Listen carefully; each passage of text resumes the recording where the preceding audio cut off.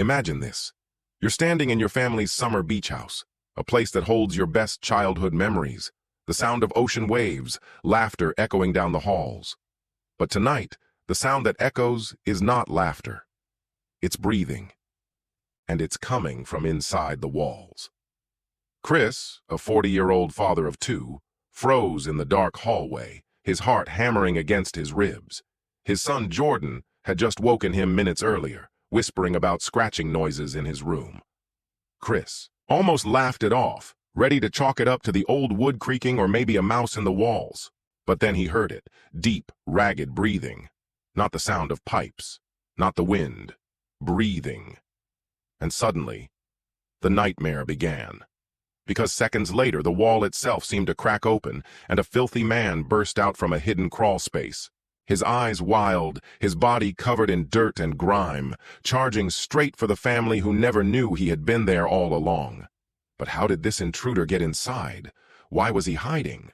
And what did he plan to do? The answers police later uncovered were more horrifying than the night itself. Before we dive into this terrifying true-style story, make sure to hit like if you enjoy horror stories that keep you up at night. Subscribe so you never miss the next nightmare, and tell me in the comments, would you dare sleep in that house again after what you're about to hear? All right, let's get into it. Chris's father had bought the beach house in the early 80s, a cozy two-story retreat overlooking the shoreline. It wasn't fancy. White wooden siding, sand-stained steps, and a wraparound porch. But to Chris, it was sacred.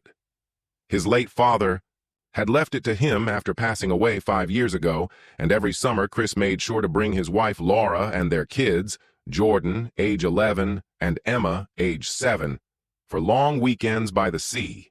The kids loved it. Days were filled with sand castles, surfboards, and ice cream, nights with board games and campfires. To them, the beach house was paradise, but Chris had noticed something over the last couple summers. Little things, odd things, like how sometimes he swore he left the fridge door shut but would return to find it cracked open, a carton of milk slightly moved, or how the back door lock, which he always double-checked, seemed looser than before. He brushed it off. An old house creaks, wood swells in humidity, hinges shift. That's what he told himself. But deep down, he knew something felt unsettled. And Jordan, his curious, sensitive son, was the first to notice. He'd lie awake in his room, staring at the ceiling, claiming he heard tapping inside the walls. Chris and Laura dismissed it as imagination, the way kids often spook themselves, at night. But Jordan wasn't just imagining. He was warning them. One humid night, Jordan whispered to his dad, "Dad, there's scratching in my wall again. It sounds like fingers." Chris smiled, ruffled his hair, and said, "Probably just mice, buddy, don't worry." But Jordan shook his head. "Mice don't breathe." That line stuck in Chris's head. Mice don't breathe. The way Jordan had said it, with such certainty, chilled him. The next evening, as Chris sat in the living room, the ocean breeze drifting through the open window, he heard it too. A faint dragging sound, like someone shifting against wood. He muted the TV. The sound stopped. When he turned the volume back up, the dragging started again. And then, something worse. Laura walked into the kitchen the following morning to find muddy footprints across the tile. Too large to be the kids, too fresh to have been tracked in from the day before. They brushed it off. Maybe Chris brought some sand in? But he knew he hadn't. Little by little, the house was no longer just a vacation home. It was becoming a trap. It all came to a head 3 nights later. Jordan shook Chris awake around 2 a.m. "Dad, it's louder tonight. Please come listen." Half asleep but concerned, Chris followed his son down the hall. The air was heavy, humid, and the waves outside sounded distant compared to the silence inside the house. Jordan stood by the wall, pointing. "Right here." And then Chris heard it. Breathing. Wet, guttural breathing, just inches away, separated only by plaster and wood. Slow inhales, shaky exhales. Chris's skin prickled with ice. He pressed his ear closer. The breathing stopped, only for a low, groaned to escape so close he could feel it reverberate through the wall. He staggered back. "What the hell?" Suddenly, there was a loud bang inside the wall, like someone slamming their fists from the other side. Jordan screamed. Chris grabbed him, heart racing, and that's when it happened. The paneling cracked. A section of the wall gave way, and out lunged a filthy, half-naked man, his hair matted, his face smeared with grease and dirt, his eyes bloodshot with madness. He let out a guttural scream and lunged. Chris barely managed to shove Jordan behind him as the intruder clawed forward, teeth bared. Laura came running, screaming as she grabbed Emma from her bed. Chris shouted, "Upstairs now!" The family bolted, their feet pounding against the wooden stairs as the man screeched and scrambled after them.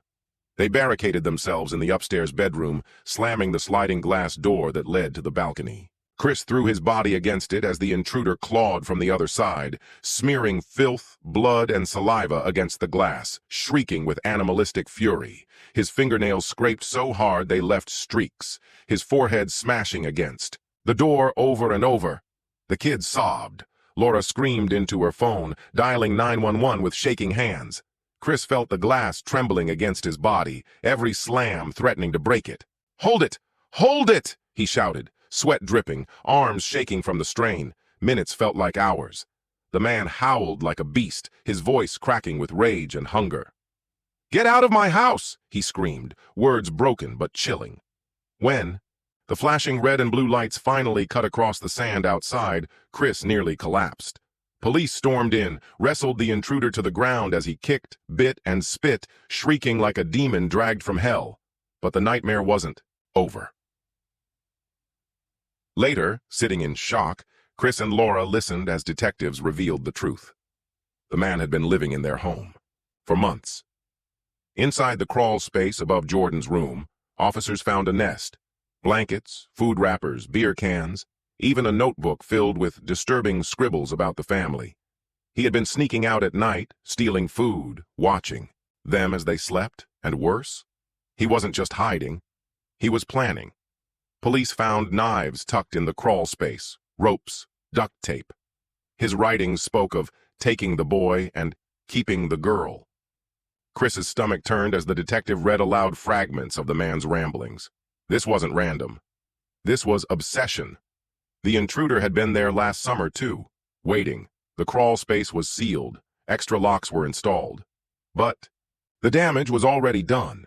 Chris's children refused to sleep alone. Laura jumped at every creak in the house. And Chris, every night he lay awake, replaying the sound of that breathing inside the wall.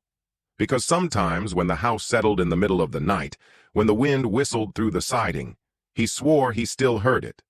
That slow, ragged inhale. That shaky, animalistic exhale, and he wondered, what if he hadn't checked Jordan's room that night? What if the intruder had finally stepped out, not screaming, not clawing, but silently while they slept? The beach house that once meant family, love, and summer joy now stood as a monument to terror. A reminder that sometimes the scariest monsters aren't ghosts or legends, they're the ones already inside your walls. And to this day, Chris swears that sometimes, late at night, when the wind howls through the cracks of the old beach house, he still hears faint scratching in the walls. Was it only one intruder? Or could there be more tunnels, more hiding places waiting to be discovered? If this story sent chills down your spine, smash that like button so more people can find it, and don't forget to subscribe for more nightmares just like this.